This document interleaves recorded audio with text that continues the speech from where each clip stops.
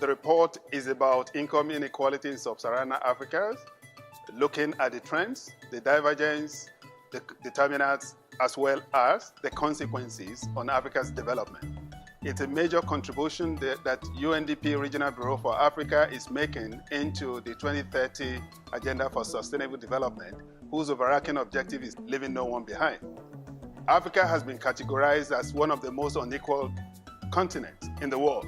There's need for us to really look at not only the level, the trends, dimension, and those things that are really driving inequality in the continent. There are three key factors driving inequality in the continent. The first one relates to the duality of the structure of the economy in terms of modern and non-modern, formal and informal economies. We then realize that a few of the sectors like the public services, the mining, and a few services like the banking seems to be paying so much but employing so little. And you have another segment of the economy which is informal, employing the largest group of people but with low level of income. The second element relates to the distribution of assets among various communities and people or groups of people within the country. This is in the form of land, distribution of schools, health services, and a few other ones, as well as human capital, really affect inequality across African countries. The third element relates to the effectiveness of the state in distributing resources in terms of the progressiveness of the fiscal policy, as well as the effectiveness of transfers and subsidies that are given to the underprivileged and marginalized groups in the society. What we have found in the report is that countries with low level of gender inequality seems to be the countries that are experiencing high level of human development.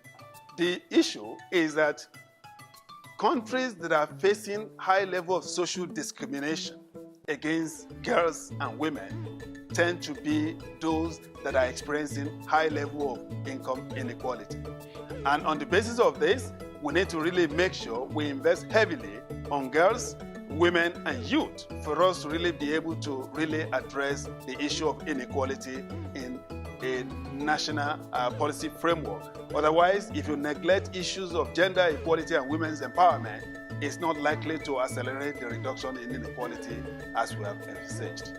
The key message from the book is that there is no silver bullet for addressing inequality in the continent. You have to take country's context into consideration. Education plays a very strong role as a major mobility factor that move people from what we call that transcend intergenerational poverty, so that people that are currently in poverty will be moved out of poverty. It is only quality education that provides that particular message. Policies that accelerate the reduction of poverty may not be the same policy that reduces inequality. You have to make sure that you support poverty reduction initiative with strong tax policies as well as transfer in terms of subsidies that go to the marginalized communities, groups, and individuals. Social protection is the one that provides a very enduring and sustainable solution to addressing inequality in Africa.